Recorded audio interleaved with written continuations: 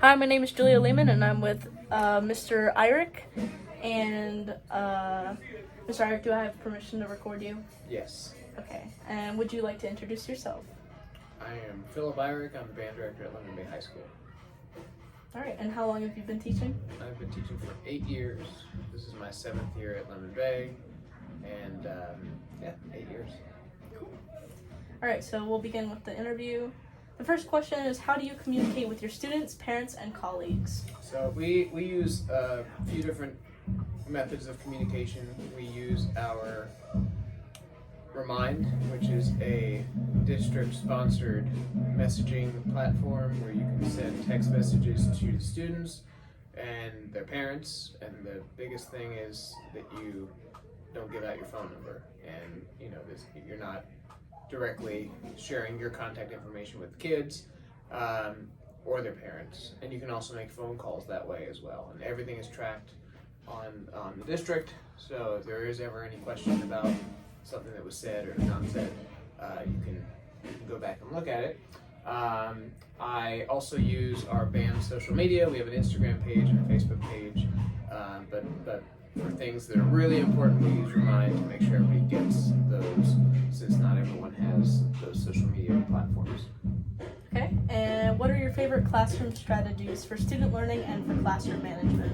Well, a foundation built on respect is one of my favorite strategies. I also, we've got, obviously with being band, we've got calling to attention, we've got, gestures that elicit responses, like if you raise your hand, you step on the podium, the class gets quiet.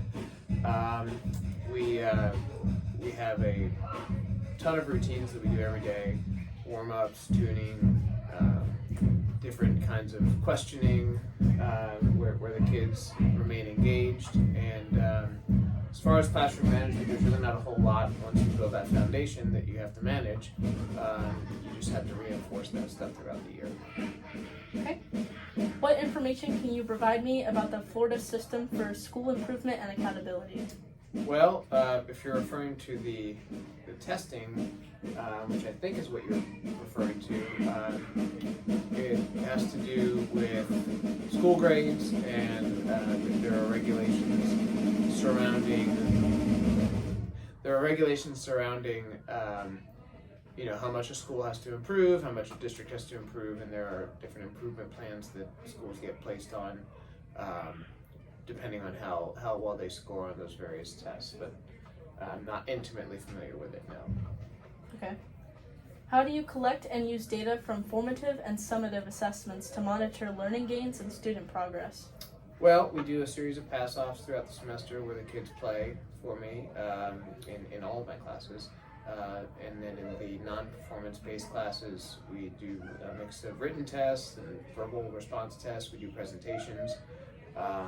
We generally take a baseline at the midterm, and then we compare that to the final exam to show improvement. I use that data to place students in the correct ensemble, and also to level the bands and figure out what the band can play based on,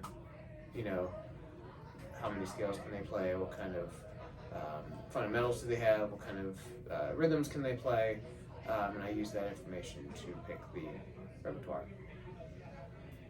How do you align your formative and summative assessments with standards?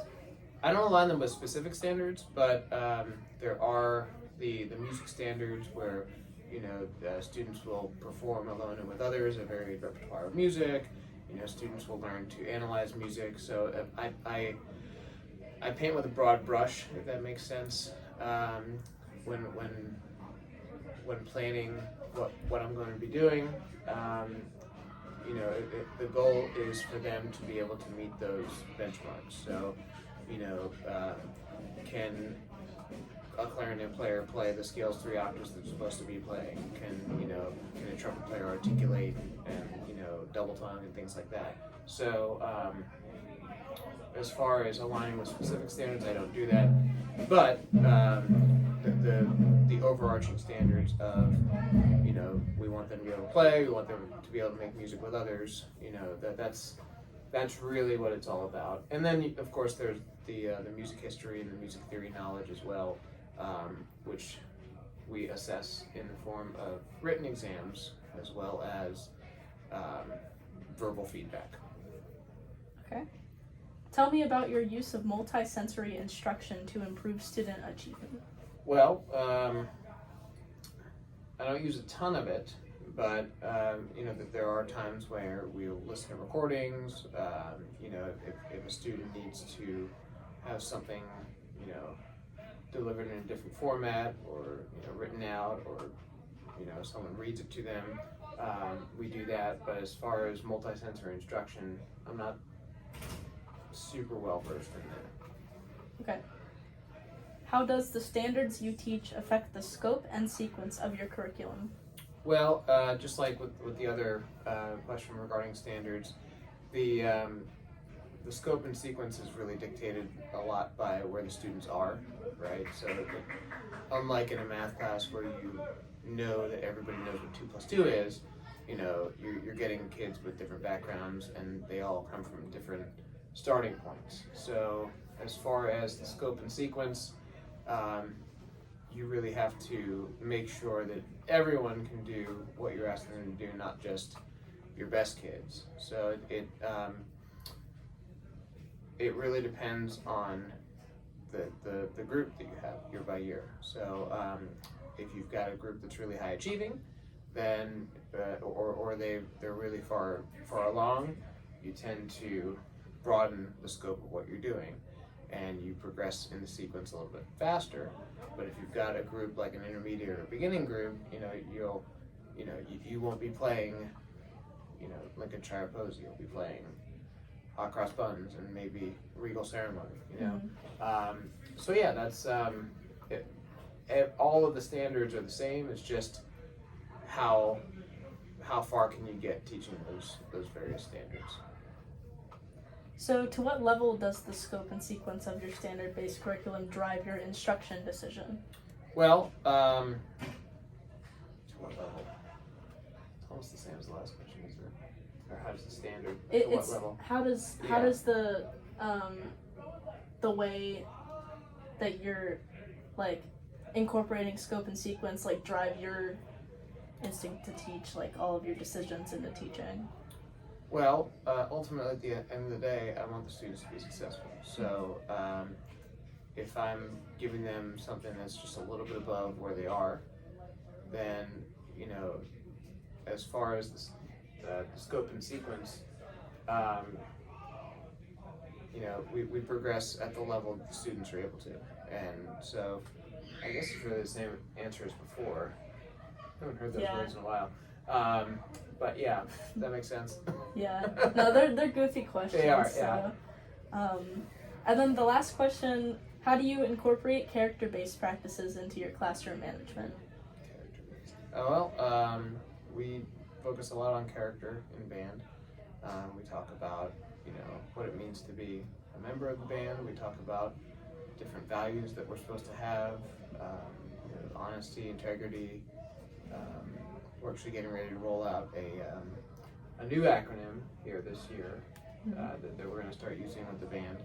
But it's something that we talk about every day, whether it's here's what it means to be a part of a team, or here's what it means to be, truthful about what you're going to do, here's what it means to say that you're going to do something and actually do it, things like that. Mm-hmm. So I'd say that especially with band, all you have to do is remind kids of that. And so it's a lot of reminding, remember that you're in this band, you're expected to behave a certain way, remember that, this is your band room, you have to treat it with respect, depending on what the classroom management need is. If they're talking, hey, we don't do that here. Something as simple as that. And normally the students who respond to that will respond to it and change their behavior, but there are times when you have to go beyond that, unfortunately. So. Cool. Well, thank you so much. Once again, I am Julia Lehman, and this is Philip Eyrich, and he is the director of bands at Loen Bay High School. Thank you so much for giving me time today.